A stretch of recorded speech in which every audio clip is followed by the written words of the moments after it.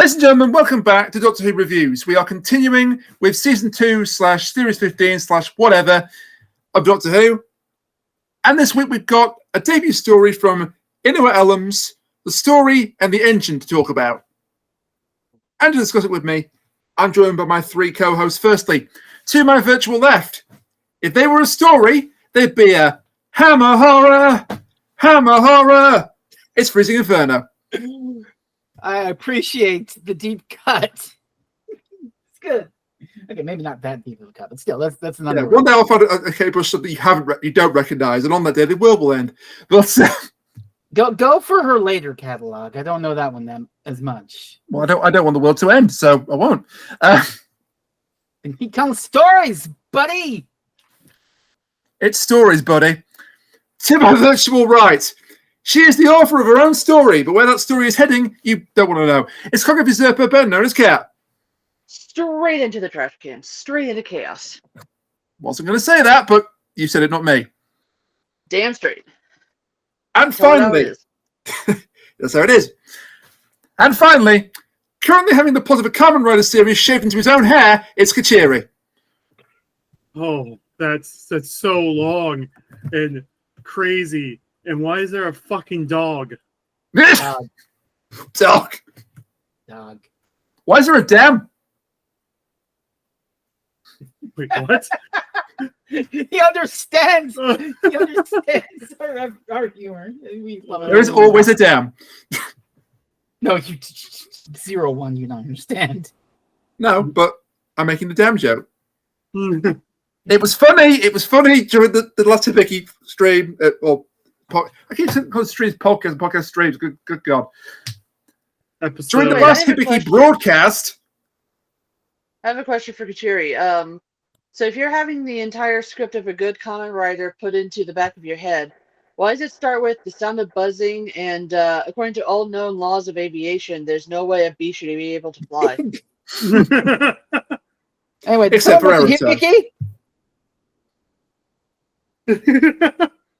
You had that ready to go. I'm actually quite impressed. Fuck, I'm sorry. Don't think. They have it ready to go during Hibiki, but not usually during this. It's joke. It's joke. So, story in the engine. How do we feel about this one? Not quite sure. Really? Loved it. Should say that none of us on this podcast are culturally appropriate to fully discuss. We're white as fuck. Yeah, we're white as fuck. Literally have tall glass of milk in my Blue Sky bio. And we're two Americans, a Canadian, and a British. So a British. Just one British, please. At least I didn't call you a Texan. True. Take it where you can get it. While we're on the subject, everyone should play South of South of Midnight? I'm horrible with names of stuff. South of Midnight. I'll look that up for you. Yeah, I think it's either South of Midnight or South by Midnight. South of Midnight. Beautiful game. Beautiful game. If you like the aesthetics to this episode we're going to talk about, they kind of do similar aesthetics throughout South of Midnight with all their storytelling in that game. South of Midnight is indeed correct. Nice. So yeah, we are 4 white people, and you really should. You're on a computer or a phone or go on whatever, and look up critique of this episode from actual people of color, because they can go into depth about the culture and. Yes, I would agree with that. I really do love the this different look, because it's not modern fucking London again. You're in the middle of Nigeria in 2019. Lagos, Nigeria, yes, and. You're dealing with a barbershop, which is an innately black space. A safe space. Well, we've seen the Friday movies. This particular barbershop is a black space, but there are like Turkish barbershops. Oh yeah. But in the context of this episode. Yeah, in the episode, it's very much a black space, yes. Yeah, and it's a safe space for the Doctor in this current body. So. Representation is important and good.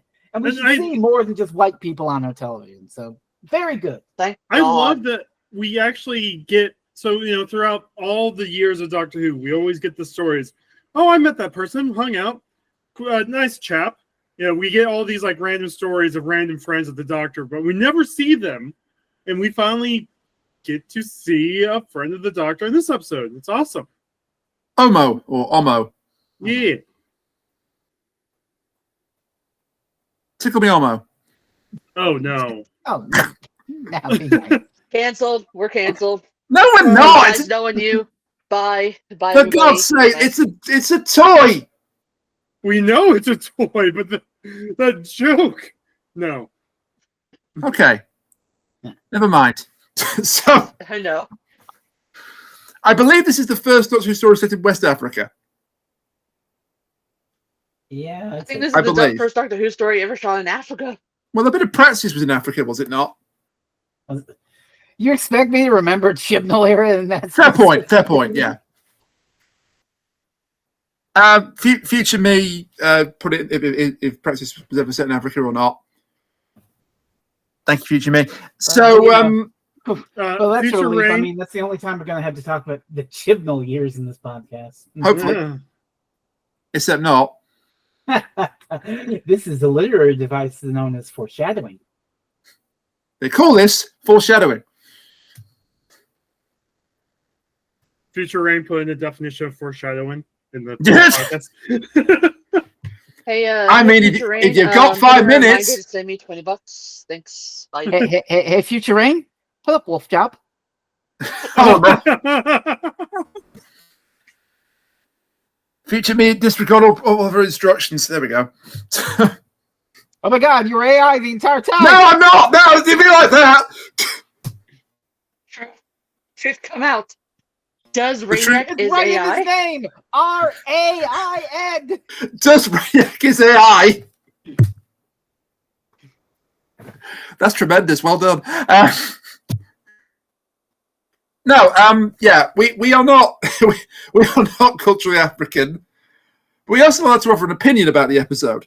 Oh, there's lots to talk about beyond, the Some people, unfortunately, that are of African descent, thought that people that weren't were not allowed to talk about the episode, which is unfortunate. What? Yeah, no. It's like, oh, you didn't like this episode. Well, you're not black, so you don't count. I mean, that's a valid criticism. I mean, I'm sure You don't count. It's not a valid criticism.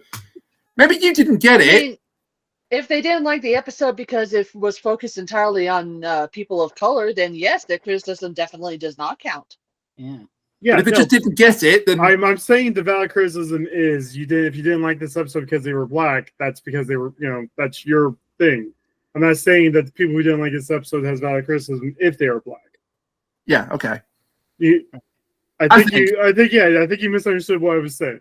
I think before we get cancelled, we'll move on. But What I was going to say though is, before they went on, I'm sure Miss Marvel was a fantastic series, but because I'm not a, Middle Eastern teenage high school girl, I didn't get as much joy out of it as other people. as much Well, joy. neither That's the am I, but I point. still liked it. Listen here, as someone who's read the entirety of the comic books, Ms. Marvel, you can appreciate Kamala Khan without being of Middle Eastern descent. We Oh, I know. fucking stand Kamala Khan here. Goddamn right. But I didn't enjoy Still the Kamala, series as not much that as other series. I didn't watch the series. I read the comic books. So The series is basically CW. She's a high school girl with high school problems kind of series. I mean, With Way with further than that. Excuse you. the How am I so style. offended by this? I don't know, but you are clearly. We're standing up for our girl Kamala Khan. Is what we're doing.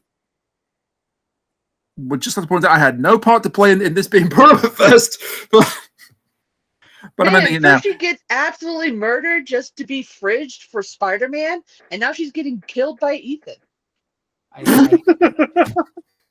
Absolutely destroyed. Marvel. I just want Marvel. Hang on. Actually, hang on.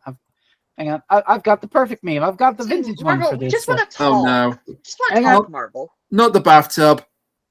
No, it's not the bathtub. It's not. no, the I think bathtub. it's the edit they made during 01. Okay, look forward to Cheery wins this. it. We're going to Marvel to talk to them about freaking Kamala Khan to make Spider-Man film. I just want to talk. I just want to talk. I just want to shoot him. I just want to talk with him. I just want to talk with him. The best part of that is when he actually slips and just says, "I just want to shoot him." Just a nice little chat, Marvel. And also, nice. while we're there, maybe also find me the person who did One More Day. I just want to talk. Just Sean, if you're here, I'm sorry. I am fighting the urge to not break into Les Miserables songs so hard right now. Okay. Well, I'll break into a different musical. Let's do the time warp again and talk about Doctor Who for once. Thank you for bringing it back. So this is a visually stunning episode. I think we can all agree on that. oh my God, yes. I want them to adopt this for future Tales from the TARDIS type stories. Oh yes. This should be Tales from the TARDIS from now on. Just have Mel drop into the barbershop and be like, I remember when we went to Paradise Towers.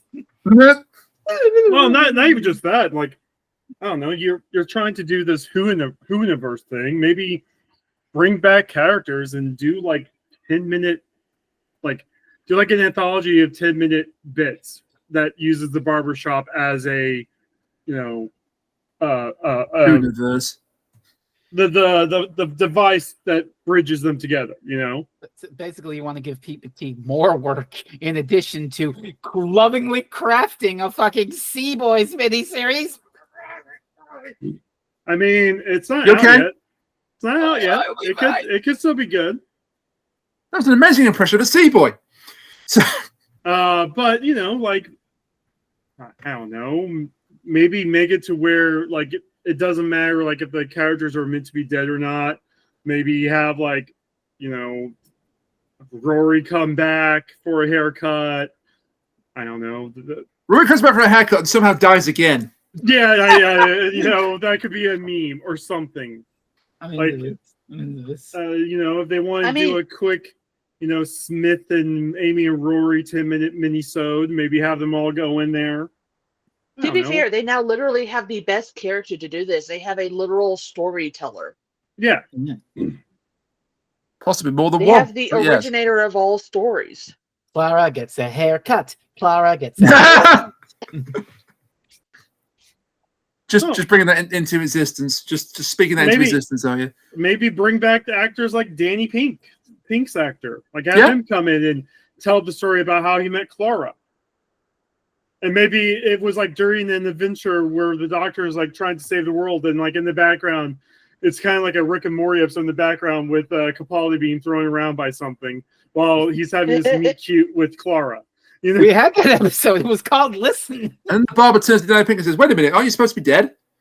Again, it's like the memories of the TARDIS. They could just be from any part. I know. I'm just messing with you. Yeah, no, I think that would have been amazing. Plus, you have that screen. I mean, the set was great. They put way too much work for that set. I love that they put the credits on the storytelling wall. Oh, the fourth wall was a suggestion. It's the same thing as back. The fourth wall doesn't exist anymore. Or honestly, to go off of Kuchiri's idea, even if you can't get the actors back, I would love to still hear Joseph's voice. He's got an amazing voice. Oh hell yeah. If you have him just tell the stories to a customer, that would be amazing. You mean the barber? Yes. Ario Bacare Thank you. is the name of the actor. Thank you. I did not know the name of the actor, unfortunately. I was going by what our thing said. We'll get to his performance later on because I really enjoyed that. Yeah, he was a highlight. Tell you a story. This one time, Doctor Who turned into a cactus.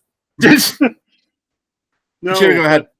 But seriously, he could have been an incarnation of the Doctor. He could have been the 16th Doctor, and I think would have been fantastic too. I mean, he still could be, but he still could be. So as the Sam got a haircut and nearly died, so I thought I'd take his face. Wait, no, not the barber, not him, the storyteller. It's the same guy, or you mean Omo? No, not Omo. Okay, now I'm confused. There's Because there's okay, a note Omo here from owns you, the shop, Frez. and the guy who's powering the thing is called the The barber. barber, and he's revealed to be the ancient storyteller.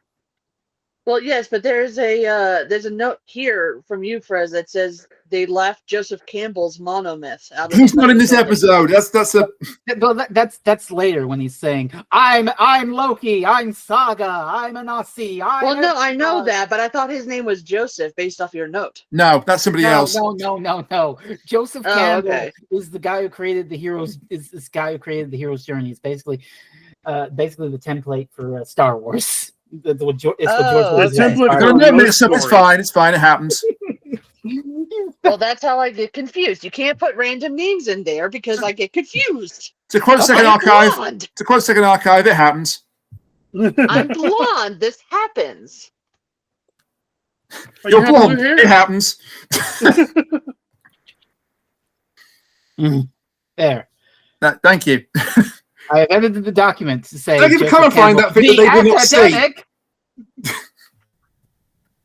But no, I love the damn storytelling wall. I love the visuals throughout this. It looks visually stunning. It's technically impressive. It's just a shame that certain elements of the plot, for me at least, didn't work. But I will get to that. There, now they can see it. Thank you, Kuchiri. I'm putting that on there. Spoilers. Jeez. Well, blur it out. You've been getting used to blurring shit out for the last few weeks. Oh, I see. You're making more work for me. What do you mean spoilers? Good. Oh no, the fourth Future wall's been Rain. broken. Future Rain, blur out the script. Future Rain, put up Wolf God. Will you stop telling me about Vulture? Future Rain, seriously, give me $20. Seriously. Come on. I mean, you asked so nicely. Thank you. Let me not do that. Future Rain, wish all of our mothers a happy Mother's Day.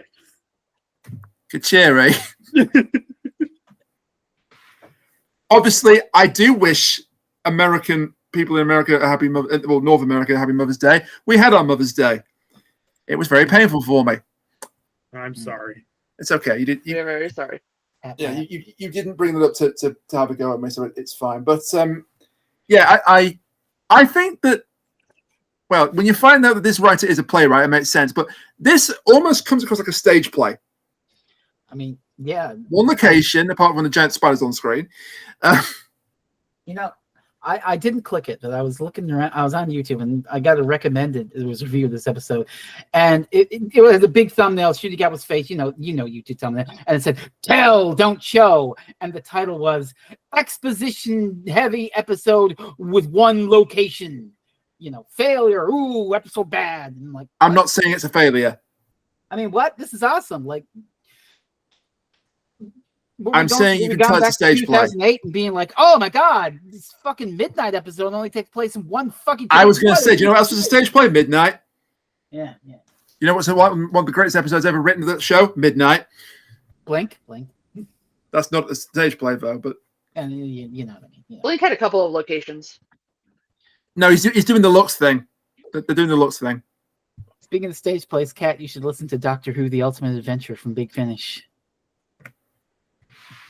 Is that even a thing still? I would, but I have so much to do. I just have so much to do. You have so much Sympha gear to watch. Oh wait. I already finished that. Also, Well, now we can season 5. Need time for the rewatch for Sympha gear reviews coming soon. Never. Yeah. Never. Coming never to a podcast near you. Your podcast, but I've been kicking. Yeah. I need some sanity left. True, but I think one sort of side effect of the of it being like a stage play is that I didn't feel like most of the characters were that interesting. What? I mean, the barber and Abby certainly, the Doctor and Belinda certainly, and maybe even Omo, but the three customers. I Can mean, you tell me their names? no, but they're also just the victims of the episode. They're just like any other victims in any other Doctor Who episode that goes throughout the episode. But do you not think that this just needed One of them's a Omo? literal red shirt. Yeah, he survives. I get all that, but you know, maybe it just needed Omo and the barber. No. And Abby? No, All they right. needed No. stakes. They needed more stakes than just Omo, honestly. And they needed the human element, these people. Yeah. There's the scene where they're like, "Oh my God, I haven't seen my wife and child. I was coming back to see my mother at the hospital," and all these stories. But I was gonna do things with the people I love, and now I'm trapped in this fucking barbershop. You need that human element to, like you said, have the stakes and be like, Okay, "Oh my God." I will But- accept that. But then at the same time, part of the story is the giant spider is running out of juice, and these victims are running out of stories. So, I mean, if it was just Omo, that would just make no sense.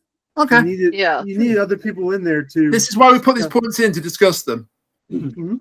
You make a very good point. I'm starting to see your way of thinking. Yes. Yeah, because You one put person the only has point. so many. Yes, this is how the podcast works. You put the point out there, and we all talk about how you're wrong. Exactly. You put in Well, a that's point, it. we tell you about how you're such a stupid little bitch. God, that's Oh, that's, geez. that's Affectionate. God, that's 230 videos summed up. But yes, you make a good point about that. One person who did need to be there, of course, was Belinda, Oh, yeah. because we have to get our Mrs. Flood cameo in somehow, right? Kidding. I don't count that as it's Mrs. Flood. It's the mysterious mystery. It's just It's not. That's why I like it. It's not part of the mystery. good. I mean, good. it's just Mrs. Flood checking in on Belinda for no reason. She's getting her pills, she says. Mm-hmm. Please go to youtube.com/Kuchiri for a wonderful theory about who Mrs. Flood might be. How's your video doing, by the way? Oh, the views I have died. did see an interesting theory about Belinda, a different theory that suggested why perhaps Conrad knew who Belinda was. I don't think the theory is correct, but basically that she's actually part of think tank. I hope not. No, You want no. to know how he knows who Belinda was? There's a great video on YouTube. No, On Kuchiri's channel. That says- He He met knew. her. when he was 8. Oh yeah, you're right. Yeah, he kind of met her. He kind of Wait, met her. Lucky Day is an episode that aired? Yeah, can you believe that? Hey guys, it's me. We're going to go into this 1-hour video where I discuss how the heck Conrad could possibly know who Belinda is. We have no idea how he could possibly know who Belinda is. They Oh, never met. jeez. Not at all. Never met. Ever. Dumbass. Anyone got a white flag I can wave? We love you, Rain. We love you. But we give you so much. Yeah, sure feels like it. Sure feels like it. No, that wasn't against you, Rain. That was against whoever the hell decided to make that video. Like, seriously, dude? I you don't not think that video watch the exists, thank episode? God. Yeah, did you watch the episode? He says not understanding why he commented you about Belinda. Took collar. I'm talking my collar. It's quite hot at the moment. But I want to go back a bit because I remembered I was looking at stuff today and I accidentally found the best description of our podcast from the Who Watch I did with Sean and Sean's friend David. is it the podcast where it goes into tangents? No, it says, I said about it, the Doctor Who review show can and has been described as two people driving a third person mad over the course of almost 200 episodes. Sometimes there's even another person joining those first two in the madness. Yes. Well, now it's three Yes, but- people driving one person. Because Who's the person being driven mad though? That's the question. You! You. Or is it though? Yes, it is. Next Perhaps up. I'm driving That's you you. mad instead. No, it's not that. It is me. Oh, darling, we're all That's mad you. here. It's definitely you. We're all a little mad out here. Yes. Uh-huh. Yes. So, I do like that the story about Belinda is not just shown in illustrations; it's actually shown in footage. It's good. Because of how powerful the Doctor is. How powerful the Doctor is, and also because it's the human element of the story. Yeah, and this is a big thing in the story. It's all about the power stories, but also, the power of humanity. The way that we tell our stories and we imbue them with power and our own significance and what these things mean to us and the way we see the world. And it's so powerful, in fact, that intensely human element affects all the non-human characters in the story. Like the doctor, for instance. Well, we're going to talk about the barber and Abby later, of course. But the doctor, you have that opening where it's like, oh, well, I'm not human, but with this black body, I like to have a space where I can call my own, and that's almost barbershop. And Belinda's like, that's the most human thing you've ever said, doctor. So he's down on our level. He's down to our level, the innately human level. And that's why when he tells the story, he's like, okay, I'm going to tell you about weeping angels and ice words. No, actually, fuck that. I'm going to tell you about an ordinary human moment, which is a good thing, because if he told a story about weeping angels, we'd have a real short fucking episode, because the image of an angel becomes an angel and everyone in this barbershop would be dead. Wouldn't that be a hilarious way to reintroduce the angels? God. I mean, that'd be a terrible way to reintroduce the angels, because it'd be just basically a giant maze with a weeping angel in it, and that'd be terrifying. I think you just gave DW Poop their next video idea. Complete with the sad version of the theme from the Dooms of the Punjab credits. Okay, but you can't bring the angels back with the fourth wall this broken, because then we'd all be dead. True. That is true. No, but I do love this little story with Belinda. It's good. It's good. I thought she died. I really had. I thought the patient had died. No, that's how it was structured. She watched the patient get wheeled out, and you could tell that staying up all night after doing a 13-hour shift and missing her nan's birthday broke her. But it was worth it because the woman actually lived. Yeah. This is where we got our Mrs. Flood little cameo. She's there to relive the moment she got flowers for saving the patient. We're playing into your theory. We are. Go ahead, Kat. I would like to just have everybody out there. Obviously, not all nurses or doctors are going to be like this, but if you've ever had a nurse or doctor that you've known that has gone the extra mile like this, appreciate them. Give them a consensual hug. Or like a hearty handshake or something, or, just appreciate them, because they go through so much hell. Absolutely. There's a shortage of doctors and nurses because, the schooling is difficult. It's expensive. Nobody wants to go through with it. It's hell out there. And there are so many bad ones out there that finding the good ones like this who do go through that hell of staying up, missing these important events, and going through all this like Belinda did in this episode. Appreciate them. Absolutely. Here. Well said. Shit. We've been helped in the last couple of years by nurses and doctors. I won't go into specifics, but Kat's right.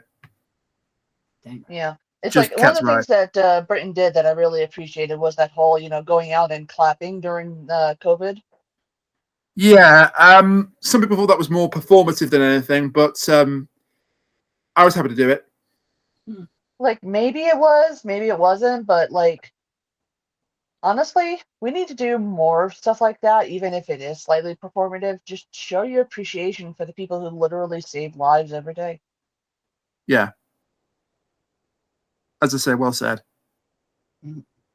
So we have this lovely, touching story about Belinda and her saving a life, and this is a very human story, human elements to the story, and it's all very cozy. And then a giant spider shows up.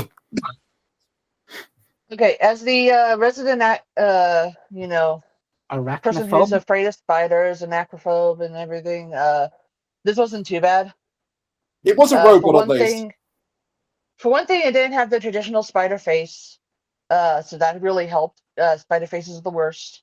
It was a robot, and the way it moved was not traditional spider-like. It had very janky robotic movements. On the scale, I would say for my fear level, maybe a 1. I was more scared for the doctor and the people inside the barbershop than I was of the spider. Oh god, yeah, when he opens the door and nearly falls out onto the web. You mean get sucked out into the vacuum of space? Yes. What the hell is this? The void. Can we also Oh, give? but man, just the symbolism of the spider and storytelling. Ah! Yeah. The web. Yeah. And also the fact that he dissed the World Wide Web. Yeah. Can we also give massive props to Gottlieb in this episode? He went through every single emotion imaginable in this episode. Like, I don't. Did he cry? he held it in. There you go. Yeah. Doesn't cry every episode. Arguably invalid. Checkmate. Well, now we're 2 episodes in a row without tears. Anyway, Checkmate, atheist. Which he barely appeared in. Anyway, but I mean, he killed it this episode. He did. Like if they're going to give out BAFTAs or something, this might be the episode they submit for it. He won't. He won't get a BAFTA. No. Sadly. He might get a Welsh BAFTA. He might get a TV award, but they don't give BAFTA to Doctor Who. Which is a crime. It is. Criminal. Crime. They don't give Oscars to Bond films apart from the music and the cinematography, and they don't give BAFTAs to Doctor Who. Except for maybe most memorable moments. Yeah. I also love the design of this. I'm going to talk about it a little bit, Kat, but if you're uncomfortable, tell me to stop. The spider tank. The fact it's actually got a barbershop on its back the entire time reminded me of the story about the world turtle, and also we get a reference to why the tortoise has a cracked shell. And I looked into this. It's an African folk tale.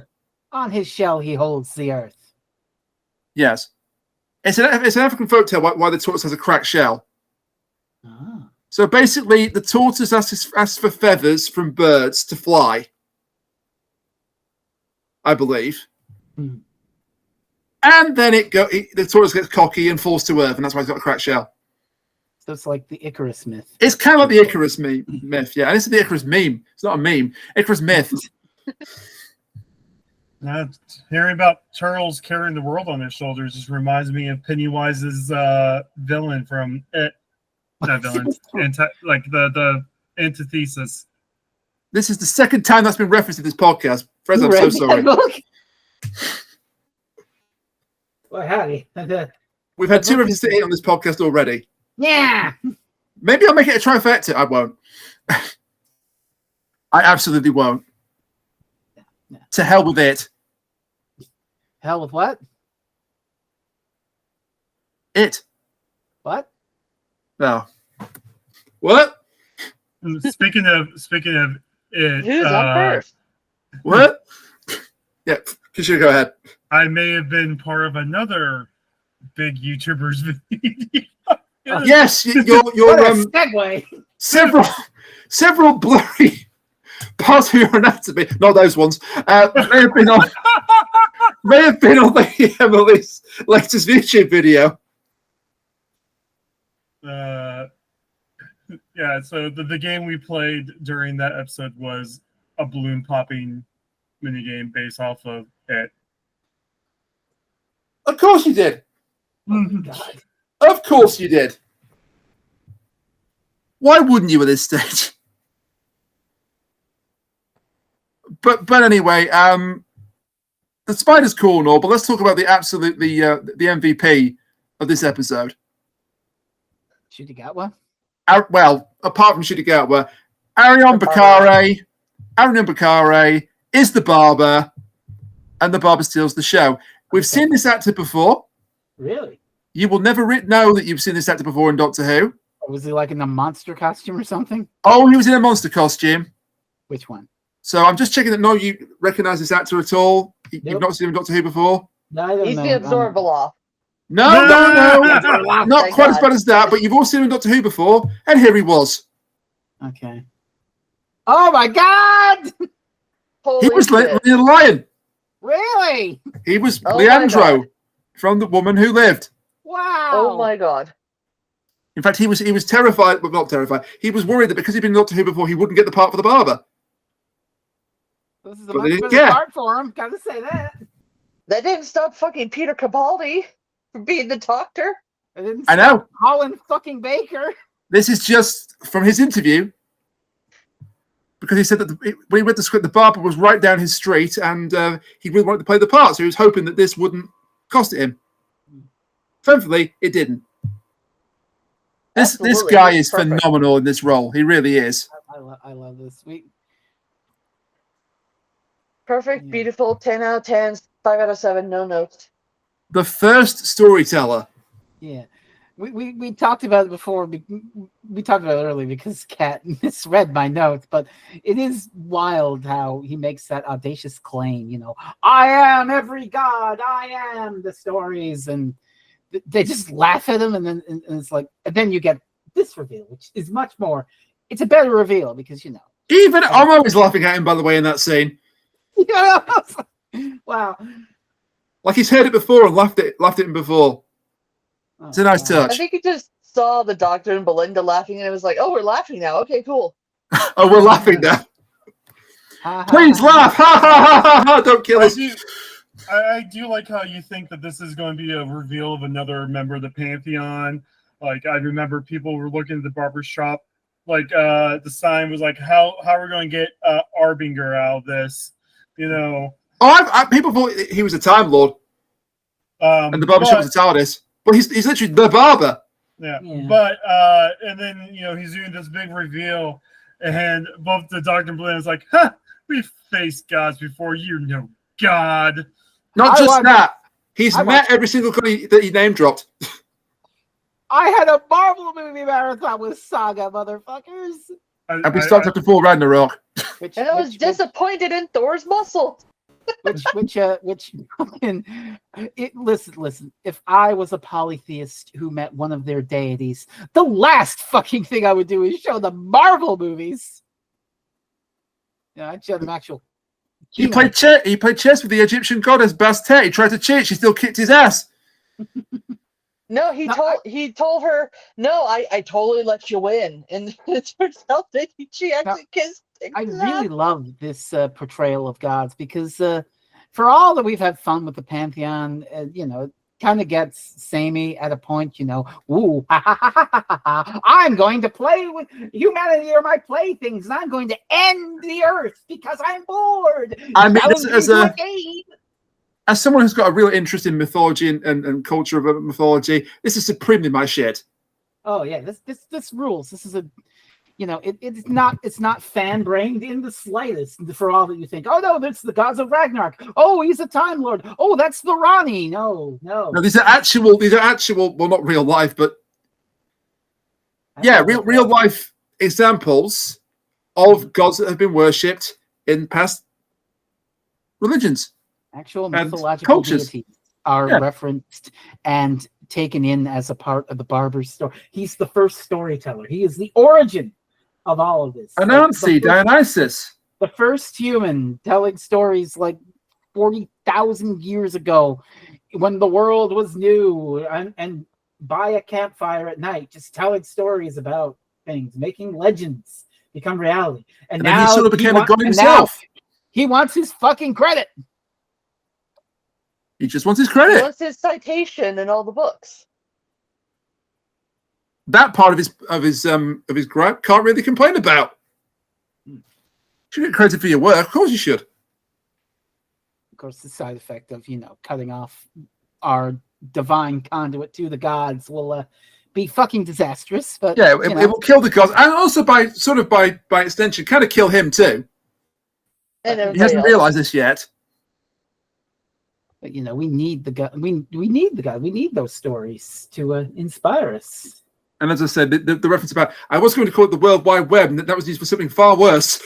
The internet was a mistake. But no, I really fucking love this. And what I love is that he does get redeemed at the end. Yeah. Now we might quibble about, does he deserve it or not? Should the Doctor thrown him into a volcano or whatever the fuck like you want to say? But I do love, and we had this with Abby as well, the hurt people thing. And this has been a bit of a running theme. Think of the shitty boys we've been seeing throughout the season. Alan and Conrad. They're hurt people who hurt people. And this is showing a way forward, Someone who actually does have remorse and wants to be better. and is given that opportunity thanks to the doctor. And it's good to tell stories like that. It's not, for all the shitty boys getting going, you stupid incel, get fucked. It's good to see empathy and kindness to those who genuinely deserve and want it. Yeah, he doesn't get a comeuppance in the traditional sense. Also, go ahead, Kuchiri. Oh, I was going to track back just a few seconds before that, before the reveal that, he isn't a god, but he works with all the gods. He is so godlike in a sense.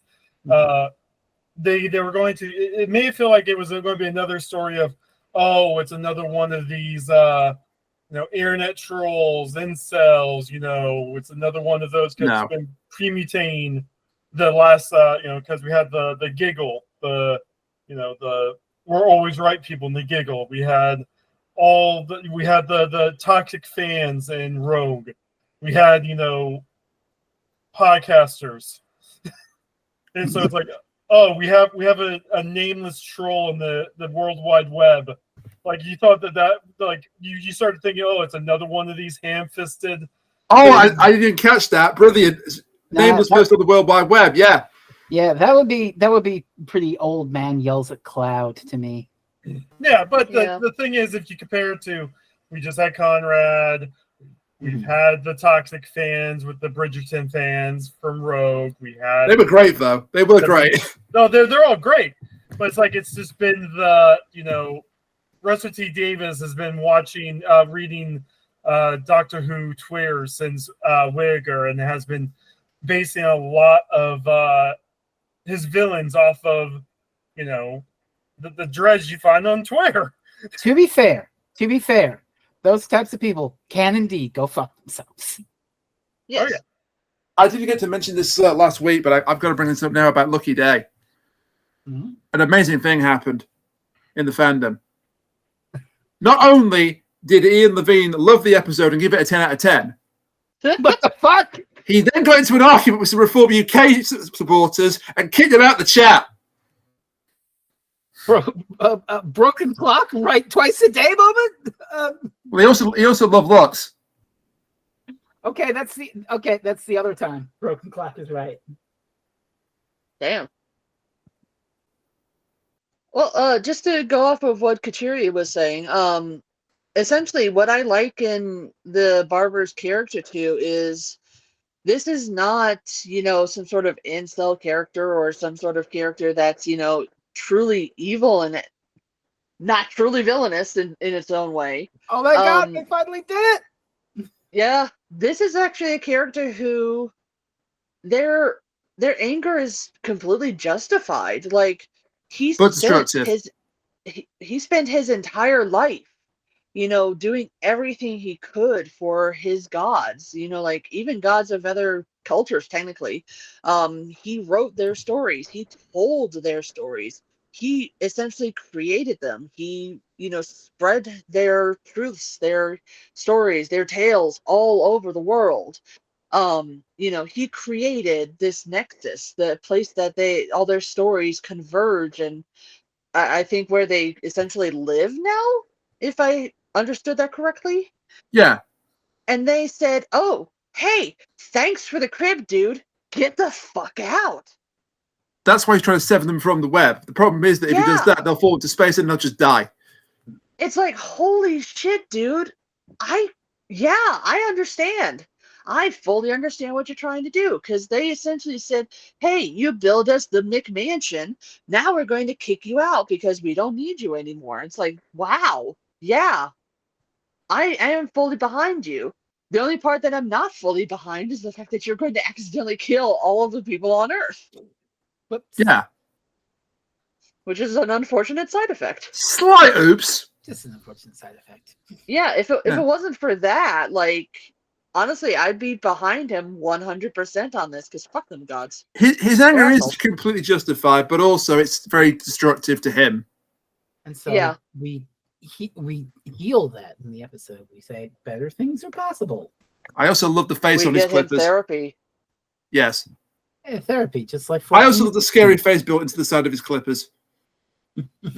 Great design. Well, that's not a scary face. That's probably a traditional mask of some sort. Yeah. Well, all right. I love the design on his clippers. How's that? It's the better. same Yeah. mask that's on the spider. Yeah. Yeah, and then on the side of the story engine that screams at the Doctor towards the end.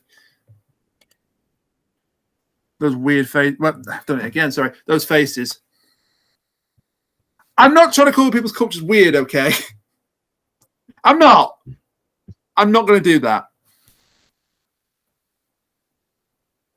Go ahead. There's a roasting coming on. Just get out of the way. No, honestly, I really like all the connections because, like, Anasazi, the storyteller, the storyteller spider, the one who stole all of the stories from the Sky God, like, that is, Yeah. I love that connection. And Oh. then you have the daughter of the spider god, like, holy crap. Abena or Abby. Oh, and which leads into that thing. Well, we'll get to that soon. But yeah, another hurt and betrayed person who can be healed. Yeah, she's working with the barber initially, but the barber did not tell her his full plan. No. She just thought that they were going to, I don't know, teach the gods a lesson.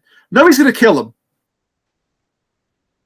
Including your father, and also including you, because you actually said that you were a god at the end of the episode, so you'd also die.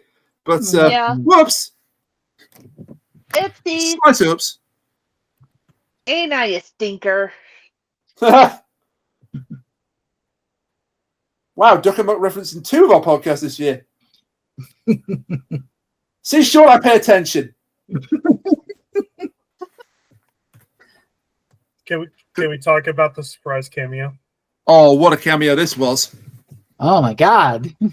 Yeah, Joe Martin is back. Sorry, kids. She's canon. Deal with it. This is definitely not... Well, we all knew she was canon from Power of the Doctor, but Okay, but I don't care. I Yeah. love Joe Martin. I do as well. So If she's the 16th Doctor, I will not complain. I have a lot to say about this, and it mostly deals with my own interpersonal horse shit. But now I know you guys, maybe you guys will do it, but I know a lot of other people do it. We'll try to canon weld away. How does 15 remember being Joe Martin when the watch? Here's the watch with all my memories. Down the memory hole it goes. Maybe somebody. He opened the watch. End of discussion. Yeah. You could say that. You could say that. The open watch last week. But to me, it doesn't matter. It's just freeing us from from that story. Just we don't need to worry about that shit anymore. Deal with it. And it's especially liberating to me because back in 2021 when we did those episodes, I remember, and I did go back to look at my words from the 6th of December 2021, where I railed against this. I was angry fanboy Frezno Inferno. Oh my God, Jimbo built this up and he didn't put it down. He just dropped it down the hole. I'm a fucking sucker for watching this stupid fucking show. It didn't mean anything. And I was so angry that it wouldn't mean anything. But now, here I am, 4 years later, healed from that to respect, not giving a shit. And we're free of it. Joe Martin can just show up. You don't need to make a big deal out of it. You don't need to explain anything.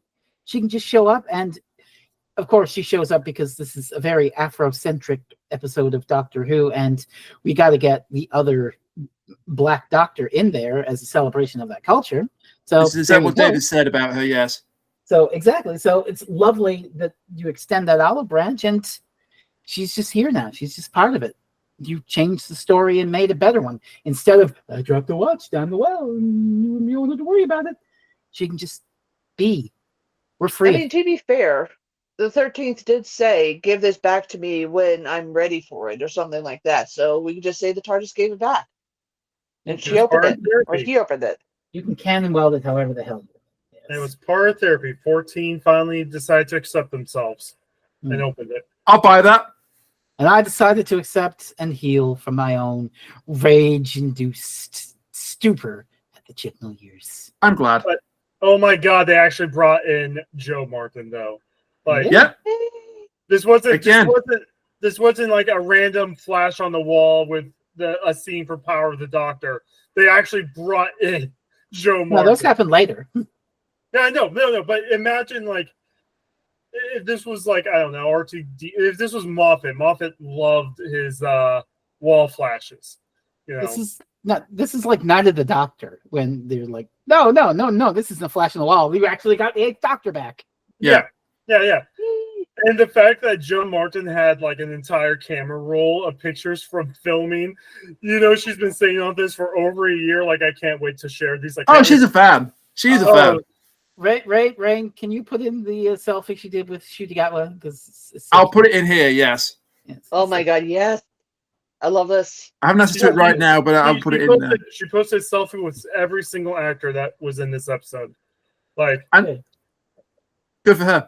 And the two things that are quite interesting. It's a different shirt that she's wearing in the episode to her run during Chibnall's era, which is a shame because that shirt's amazing, but it could be just to coordinate more with Shutigatwa's costume. Or it could be that when she says that that's another story that might be finished one day. What if she comes back as the Doctor?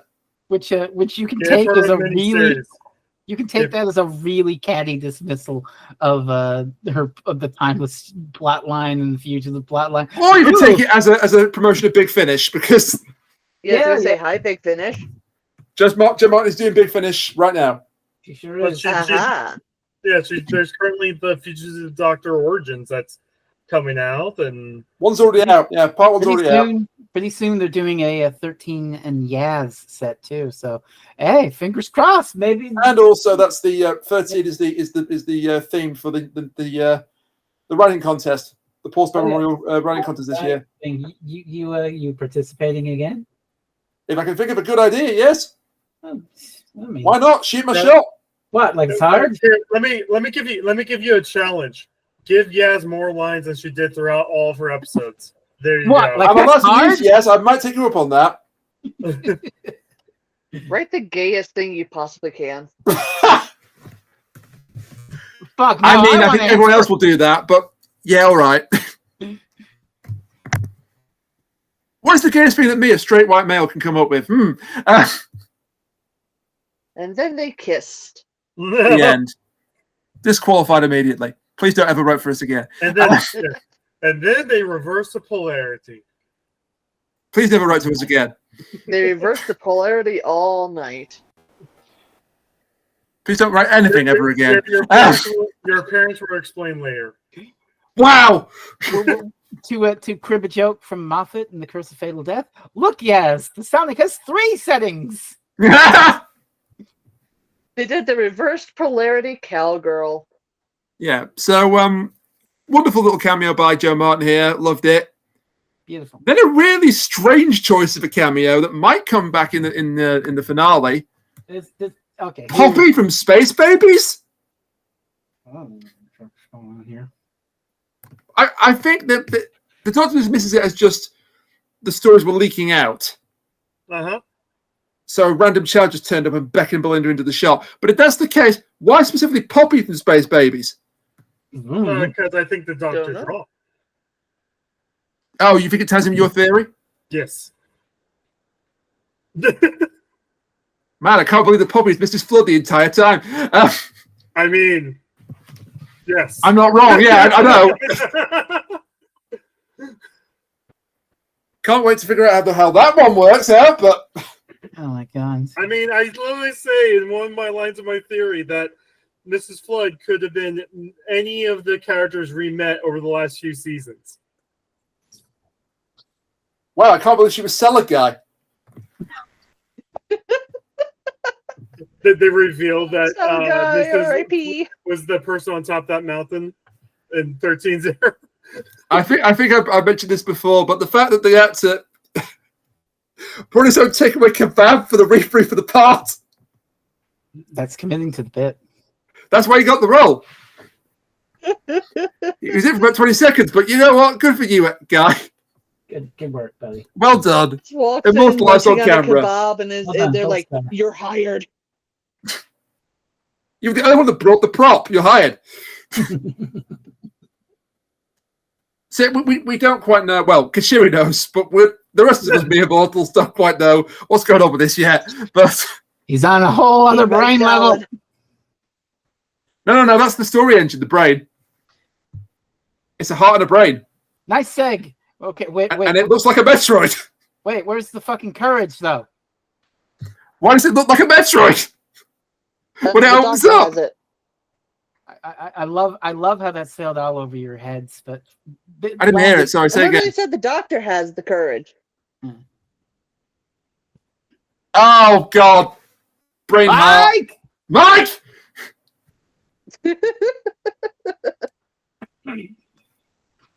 He's not even here yet. I'm still blaming him. Wicked Part 2. Wicked Part He's 2 always come out here. soon. He's always here. Oh, no, he was the creature from the wall the entire time. No. Future Rain, get with Mike and have him do like a little voice bit saying hi to he's always Hey, Future Rain. Hey, Future Rain. Put up Hibiki and Miku. Oh, for God. Put up. Oh, this isn't coming out on Monday then. $40. How about $40? Future Rain? Oh, the trip mnemonic lives. Anyway.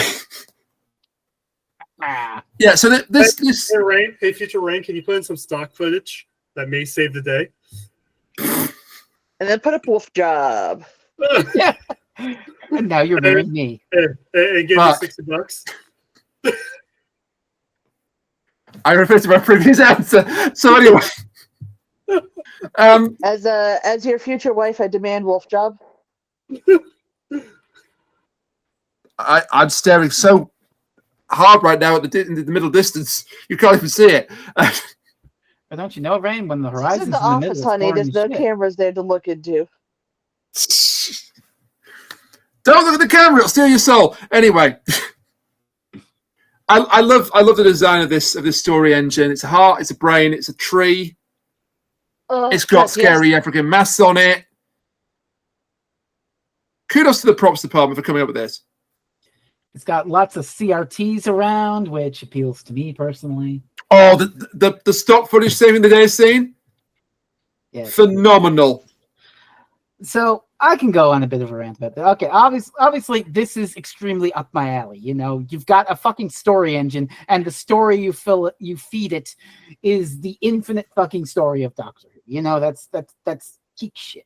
We've seen it before, and I want to talk about when we've seen it before in a little episode called "The Rings of Akaten." Oh boy. But there was a difference there. In that episode, Doctor Who fed the infinite story of Doctor Who to this lonely guy, and it wasn't enough. And it turned out that the infinite potential of a microcosmic life not lived in a leaf was more enough. But in this one, the infinite story of Doctor Who is enough. So what changed? What changed was, as I've been saying, that this story is intensely human, that the Doctor is intensely human for this desire to have a space where he belongs.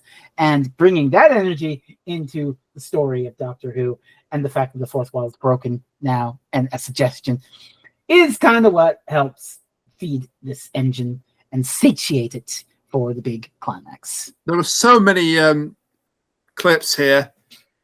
We got the Zygon inversion speech from Capaldi. Yes. Yes. We got Turlo. Turlo. We got Six. Yes. I think we got every single Doctor actually. I don't think we got McCoy. We got McGann. We did. I'm sure McCoy was somewhere in there. We just probably couldn't see the mod or something. Yeah. Quite possibly. I love the barber's face when this is happening. It's like, you stupid fool, you give me exactly what I want. Is that so? It's like, oh really? No. Like, oh no, he hasn't. I've given you He's more than you overrated. want. You can have too much of a good thing, you know. Oh no, I've screwed up. Oh no, the infinite storytelling potential of Doctor Who is going to destroy my... Well, that and pulling out the wires, that's what did it. Even though he says, ha ha ha, nothing you've done is... You can pull out some wires, but it doesn't matter. Oh shit, it mattered. Oh! Yeah, because at that point he hadn't, the Doctor hadn't used the stories yet. That was the second part of his plan. Yeah. Can I just say that little bit from the Hemingway bit where he's like, Hemingway told me a six-word story. Oh yes. Here's mine. Yeah. I'm born. I die. I'm born, and the barber just jumps backwards like he's been shot. Beautiful, beautiful. Oh god, it's so good. Yeah, it's like, no, you're going to overload it. This is a brilliant sequence. I love the concept of the 6-word story. We may be revisiting it at the end of this show. What if that's his if he does regenerate? I'm not saying he does. What if that's his regeneration, the 6-word story? We'll The see. final words. Or even they cut it off, like he says, I'm born, I die, he regenerates, I'm born. No, I think that the 15th Doctor's final word should be, bye, babes. Mwah. Oh, that'd be Not cute. wrong.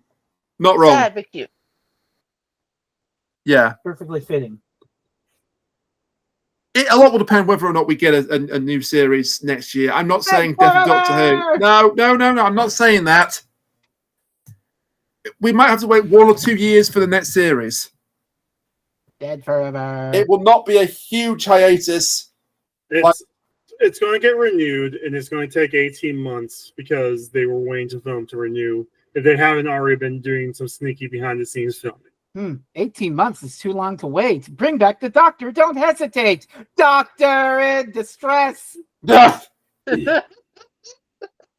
a real song. That's a real song that this fucking nerds did 40 years ago. And then I like the fact that we get a bit of a fake out here. So it looks like the barber has given up on life because his giant spider is about to explode. That's a sentence we never thought we'd say on this podcast. What, his giant spider is about to explode? Yes. I've just said it again. His plot's been foiled. His complex revenge plot's been foiled. He thinks there's nothing left to live for. But the Doctor shows mercy. If this had been, I don't know, McCoy or Smith or Tennant, probably would have just left him there for the thing to blow up. No, Tennant would have saved him. All right, well, Yeah, they McCoy would have tried to certainly. convince them. I don't know if they would have Don't been slide my ball like successful as Shooty was. Shooty seems to be better at convincing people. Yeah. And I he don't know tells if the that's a writer's barber, thing or not. he tells the barber, what would your 6-word story be? And the barber doesn't have an answer for him at that moment, but it does convince him to leave with everyone else. And the barber does let everyone go first. He does redeem himself. Redemption. Woo! He lets the customers go. He lets Omo go. He lets Abby go. Belinda runs out as well. And everyone's out of the barbershop and safe. And then a giant spider shows up again. Yeah, that makes no sense. How? Yeah, this bit kind of didn't work. Because the portal was on its back. How was like the front legs coming through the way and the angle it was? Just repeat yourself. I mean, it's just a show. I should really just relax. He did. Stop it. He did say actually that the barbershop exists both outside in Lagos and here in space. So maybe only one part of it was blown up and the spider was trying to get through the other half. I don't know. Wibbly wobbly, timey-wimey. It was just, I think, we need to have one more jump scare before the end of the episode. And then Spider falls back through the barbershop, falls down, goes boom. This somehow does not destroy the Nexus of Web at all. Well, it is made out of God's blood, so. Oh no, we can't let you sever the web. We'll just let a spider explode on it. Again, it's made out of God's blood. I'm sure it's much stronger than a giant spider exploding. True, because the barber was going to cut the web with the blade. Yeah. Made of stories. The one thing strong enough to pierce the web, the Nexus. I love that. Yeah. And yeah, it's an Everyone Lives story. Hell yeah. Even the barber. Yay. The barber. And people have said, is this justified though? Because yes, the barber was the villain. Yes, next question. Yes. 100%. It is justified because the barber is not your typical villain. Yeah, like I said before, he's not technically an evil guy. He is a guy who just wanted to get credit for the things that he had done. He was wronged by the gods, and he wanted revenge on them. We need to revel in it. We need to say it because it actually not entirely villainous. Not entirely villainous. I beat you to it, but never mind. But you're mirroring us. But he didn't need a dog to redeem himself. Well, True. Yeah, everybody sometimes needs a doctor to get some therapy. In this case, the barber was helped by a barber. a fucking we didn't have this in the Google Doc, but I want to highlight it. The climax where Abby is telling the story about how slaves would weave a map. Yeah, the map. The hair, and she's weaving the map to the brain, the heart of the story engine. To that's beautiful. I fucking love that. That is beautiful. I don't know why the barber didn't clock it, because you've got to be sat in the chair to power the engine. Just repeat to yourself, it's just a show. You should really just relax. Shut up. No. But yes, that was beautiful. Thank you. That hair also didn't grow. Again, I'm not pointing out a plot hole. It's just the hair grows back. They didn't really explain why the hair grows back. I don't think they need to explain that. It's the barber's doing. Yeah, imagine It's to get more the stories. barber. Yeah, the barber needs to cut your hair for the clippers to work. Yeah. That's why he was clipping his own hair while telling the story about how he was all those gods. Oh yeah, just cutting his dreads off. That was amazing. And when he sat in the chair and was telling his own story about being an actual storyteller, he was shaving his head, and the story was playing on the wall. God, this actor was so good in this episode. Damn right. It's so good. He was so good in this episode. You see, Chibnall, this is what happens when you get an actual expert, someone from Nigeria, to write a story about Nigeria. Yeah. God, if he'd actually... And you don't step in and try to ruin somebody who's trying to write about their homeland. Assuming that Pratius is not set in Africa at any point, we still haven't checked that yet. Thankfully, he never did a story in Africa. No, but I was thinking about Demons of the Punjab and how that was excellent, except for the bits that Chibnall obviously touched. Yes. I do not remember what bits were obviously Chibnall in that, because it's funny you bring up Demons of the Punjab, because whenever the characters were being weird, because he wrote their characters. I'm glad you brought up Demons of the Punjab, because that's the one thing to me that was missing slightly out of this, just slightly, right? Honestly, if we're going to talk about Vinay Patel's story got hijacked by Chibnall, we got to talk about Fugitive of the Jadoon. Oh, Yes. God, yeah. Yes, that too. Which makes you wonder why he has. I wonder why he hasn't been back for the show since. So Chibnall basically was Chibnall's hijacking just, let's stick John Barrowman in this. And this entire fucking arc plot line. Oh, that too. Yeah. I just wonder what the hell the story would have been without that. You could have had more of a mystery, I suppose. Don't say good, because it was good. It was a good story. It was. Maybe they could have just naturally revealed that they were the Doctor without needing the chameleon arc. I like that. But how else would we remember 2007 when the show? That was nothing to do with that. It's a good plot device. I mean, it could have been a thing because Jodie did not remember Joe, and Joe definitely doesn't know about their future incarnations. It could have been a moment where Jodie found the fugitive TARDIS, and Joe is doing the Doctor explanation, and they look at each other, and Jodie's like, "I know." Again, I'm just saying she could end up being the 16th or 17th Doctor. But if we did that, how would we explain the Morbius Doctors away? How would we solve that plot hole? Anyway, we interrupt the bitching about Chibnall to talk about the story in the engine. Yes. Yeah, so we've now got a recurring theme in at least 3 of the stories of this episodes of this series. Hurt people hurting people? No, stories coming to life. So Lux is about a movie, cartoon comes to life. You had that wonderful sequence from Lucky Day about the Shriek. And Ruby's telling the story, and then the Shriek is literally seen. It literally comes to life behind Conrad. Unfortunately, didn't then bite his head off. But once we knew about him, what we know now, and then of course this is all about stories coming to life. That's the whole concept. So is this going to be a recurring theme that lasts to the finale? I mean, we know the title, The Reality War. Wish World and Wish World, yeah. The reality fiction. Also Land of Wish fiction. World. There isn't a clip of Alice in Wonderland coming to life. I'm leaving. Yeah. All of a sudden, the doctor's on the yellow brick road. Mike! No! Mike? I think Mike might literally like crap his pants if that happens. Kuchiri, you know there's a 13 book about Oz featuring Missy, right? No, I don't. I know the first doctor met Peter Pan. Oh my, I didn't know that one. What? Christmas presents for Kuchiri 2025. Save document. 12 Doctors, 12 Stories. The first I have Doctor's. Yeah, the first Doctor is a Peter Pan story. Oh wow. Christmas presents for Cat 2025. Save document. We don't want to promote 12 Doctors, 12 Stories too much because of a certain writer that was around for the 10th and 11th Doctor. Oh yeah.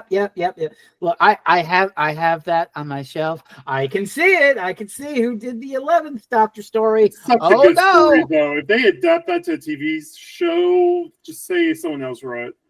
Oh fucking no! So basically, just do the Family of Blood again.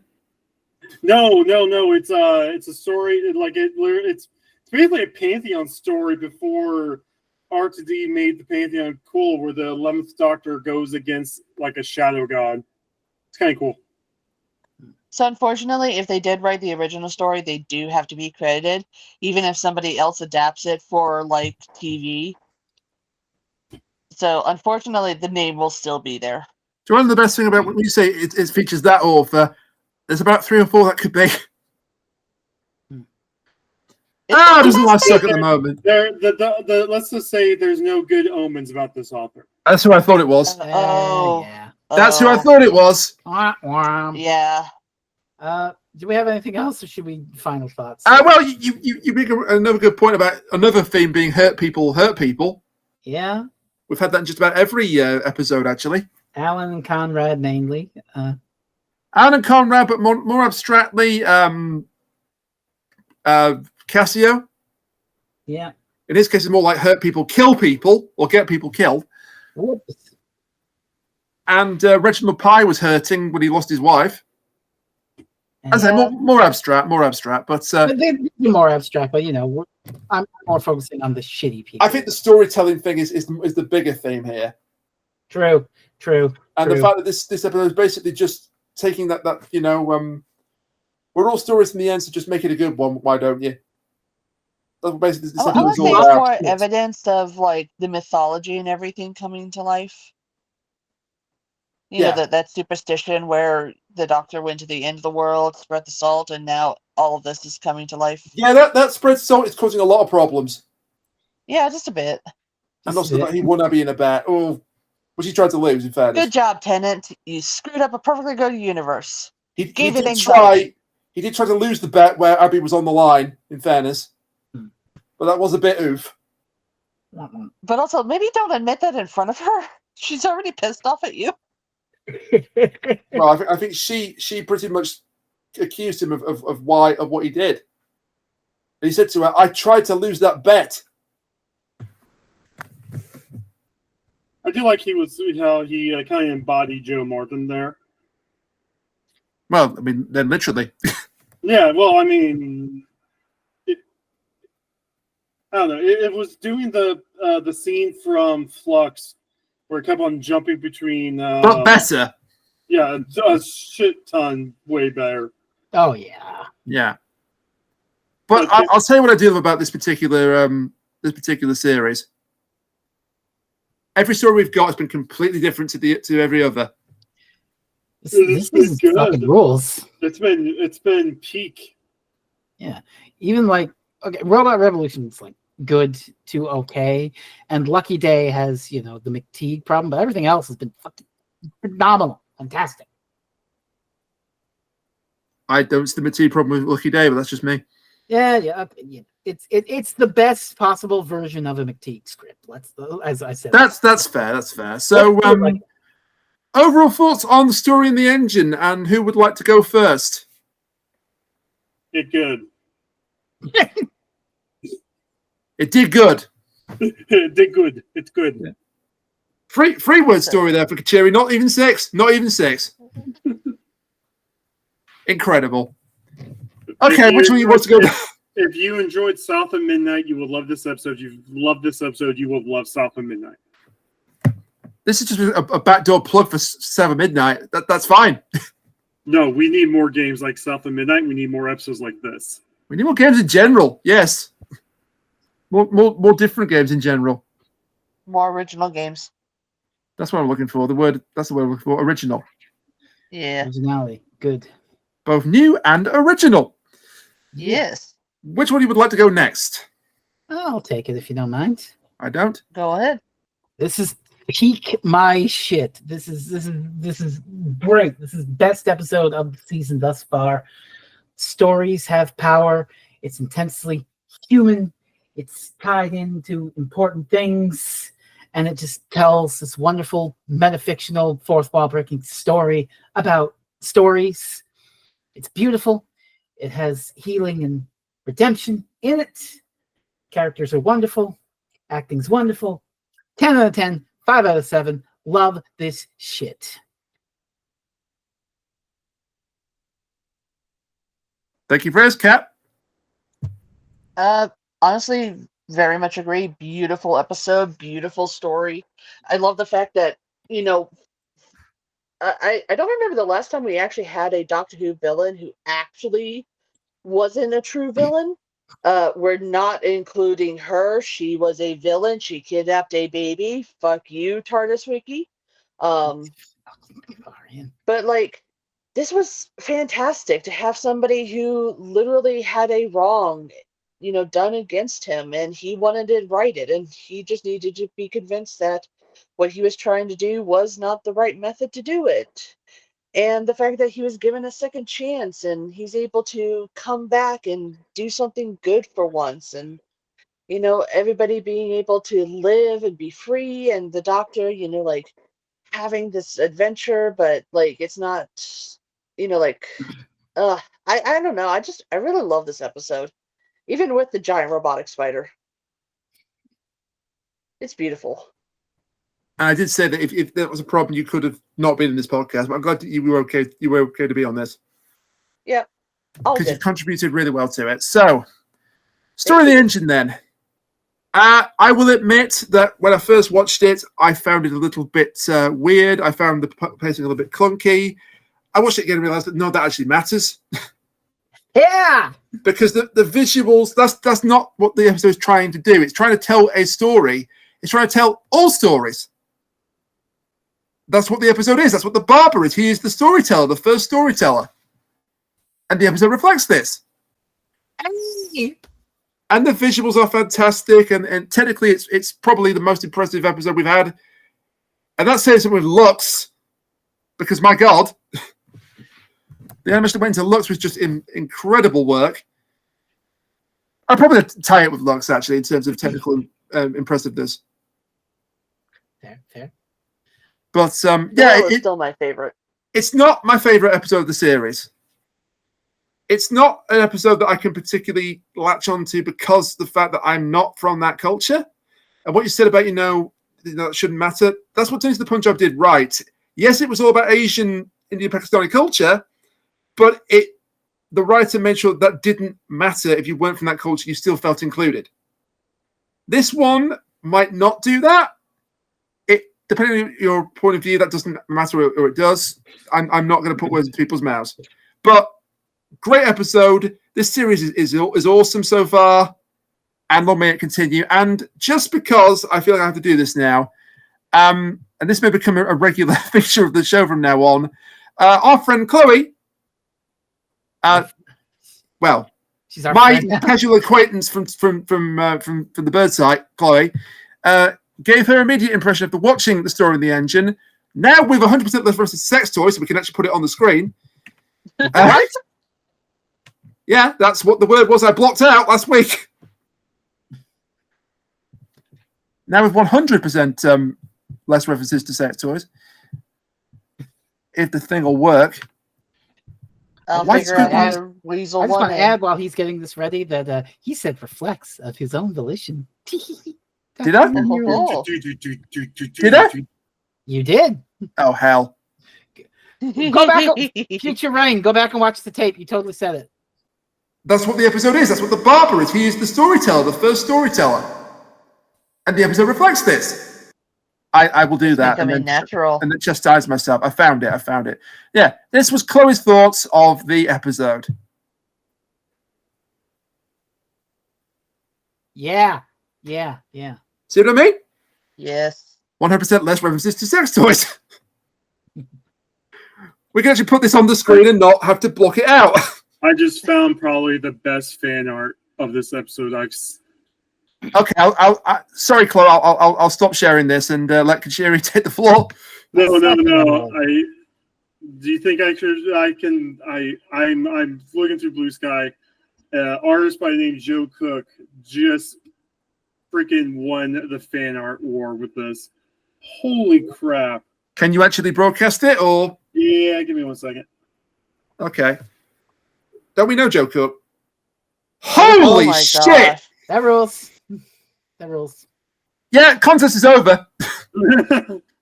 Give that person the $10,000. Actually, do pay this person for their work. That's Holy insane. fuck. Say no to AI. Yeah, give that person the $10,000. Right after Ring gives Cat $100. For God, is there $100? Inflation, hey. This inflation is steep. You know how much the price of eggs is now? Thanks, Mr. Trump. Sorry, it's been like a minute. It's now 200. Thanks, Mr. Trump. Okay. Before we go into next time, I have a little impromptu thing for all of us. Uh-oh. So a major part of the climax of this episode was the idea of the 6-word story, distilling your internal landscape, everything that makes you, into 6 words. And so I would like to invite us all to play the 6-word story and explain us in our own words. And I'll start with mine. Failure, then I learned and grew. Okay. 6 words. 6 words. I'll know when I've made it. Yeah. That works. Yeah, unfortunately, you didn't give us time to actually think about this. So Yes. That's the point. That's the point. Impromptu, spontaneous. Whose line is it anyway, baby? Mad Libs. yeah, but I can't do that sort of thing this fast. Tall defender always preserve. Persevere. Try again. One more time. Yes. Tall defender always preserve. I cannot say that word. Perseveres. Just mumble it. Yeah. You know where I was going with it. Yeah. Tall defender always perseveres Over evil. over evil. No, that's 7 words now. That's not. Okay. Tall defender always. Tall defender always perseveres over evil. That's 6. Good shit. Okay. We can count on the podcast. Yay! And all right, I Kat think I got is, one. You didn't give me enough time. Now, Kat's got one. No, I think I've got one. I came, I saw, I stitched.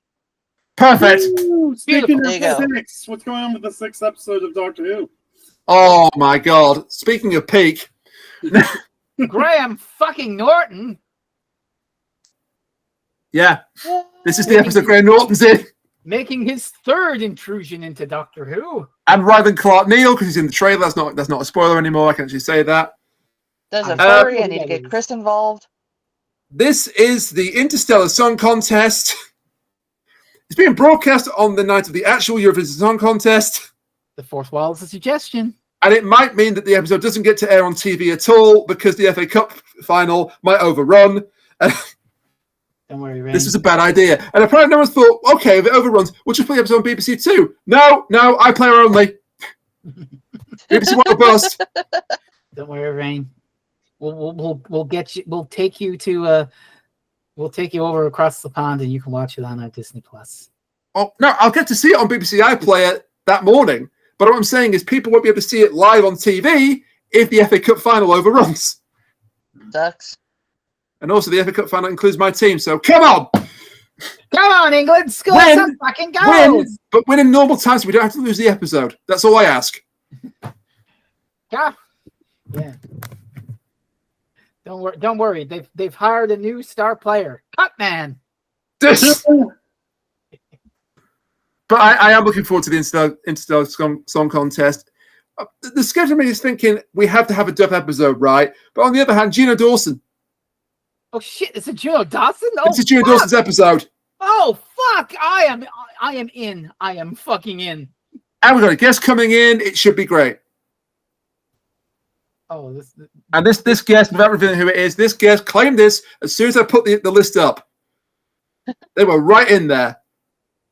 The only one who was faster was Sean because he technically picked Lux before Lux was even announced. I want whatever one has that fucking cartoon guy. That was basically what he said, yes. So, Ryan, should I say the thing to you? Yes. Okay. Where can you find us lovely people? And this time I'm ready for you. You can find us lovely people on Blue Sky in the links in the description. Please buy Back to the Empire by Elena Fenrir Mattia, Volumes 1, 2, and soon to be 3. Please buy Time for the Trees by Sean Dillon. And please buy Shadow of the Guard Frame, Volume 1 by a whole bunch of talented authors, including Freezing Inferno and Sean and Lena. And you've read it, and it's good. I have. Read it from cover to cover, and it's really good. You're welcome. So what have we all got going on at the moment, guys? Mega May. Featuring the aforementioned I Mega play Man more Soccer. Silent Hill 2. I'm at the hospital. There are nurses. Ah. Hey, you got to meet everyone's favorite pyramid friend. They're not Belinda Yes. Chandra. Ah. I did get to meet Pyramid Head. He tried to stab me several times. It was not fun. Yeah, that wouldn't be a fun time. Who the hell's that cute girl, the blonde with the pink highlights and the cool jacket? Oh, that's Maria. I like her. She reminds me of the hair makes me think of Gwenpool. Fez, I have a question for you. Have you ever played or watched anybody play Silent Hill 2? I have not. Oh. No, Oh, you sweet summer child. That's it. We're going to leave honey. that right there. Frez, it's Gwynpool. That's all. It's okay. You don't need to think anything more about it. It's. I just need to. Yes. Oh no. Kachiri, what have you done? Yeah. It's about that time. It's about What have you done? Well, what I've done today was I wrote a 4-page script I'm going to record sometime this afternoon, I guess. Is this by any chance some kind of rebuttal to a recent video that may have featured you? It's not rebuttal, but it's All right. something Response to, it's reaction been, to. It's been something I've been trying to make for the last 9 years, and I finally got the motivation to write the script. No, I literally asked. I literally tried making this video 5 years ago. I asked a bunch of former contestants of like online game show their stories, and I'm literally going to put up Reddit comments from 5 years ago that was response to it. Oh, nice. Yeah, no, this has been something that every time I get motivation to do this, I lose motivation because part of the story I have to go to a very dark time in my life to tell part of the story. Well, we are here to give you a consensual hug and get you through it. But I have written it. I had someone already proofread it. Yeah. And yeah. And another video coming out, which I've definitely got not forgotten to give you the photographs for. That also needs proofreading. I will get those to you, dude, this week. Yeah. Been a lot going on. Been trying to apply for another quiz show. You can do this. Anyway. Any other things to plug? And a much better quiz show than the one Kuchiri is going to discuss. Yes. I mean, you don't have that quiz show, this particular quiz show in, because it's not Jeopardy, because Series 3 has not been put out the casting call yet, if it's even being made. If it is, I'm there. I will apply again and probably get rejected again, but I will apply again. Anyway. Got to shoot your shot. Is it good night time? Is it good night time? I think we've all said what we're doing. So, Rain, why don't you say goodnight? Good night. And join us next week with our special guest in tow. Thank you. With our special guest in tow for the Interstellar Song Contest. Guest starring Graham Norton. Ruining Doctor Who for the third time. Oh, God. Shooty Gatwa and Graham Norton in one area. That's going to be amazing. Well, Shooty Gatwa is actually going to be the spokesperson for the UK jury of the actual Eurovision Song Contest. That's probably going to come up in the episode. I guarantee you that they'll blur the fourth wall like that. And the 12 points from Earth go to Psych. It's the Dravens. I fucking love that. Made me think of we mentioned the Big Finish Paul Spragg Memorial Contest. And one of the guidelines is like, don't use recurring Doctor Who monsters. But the first example they cite is the fucking Vord. The Vord, the Stenza, and Jack Robinson. Okay, Stenza makes sense because it's a 13th Doctor contest. Yeah, and Jack Robinson. The Vord. The Vord. I don't think half the people on this podcast even know what the fuck the Vord is. Wait a minute. No existing monsters. Takes pencil, scratches out 13 minutes, the Dravins out. Start again. Fuck, my keys are make sure you give Yaz more lines she did throughout the entire series that she was in. I think we already made that joke, but I'll try. I'm making that joke again, and I'm also saying goodnight. All I will say is one thing. Doctor Who has not yet done a race of mirror-themed robots. On that note, I'm stopping the recording.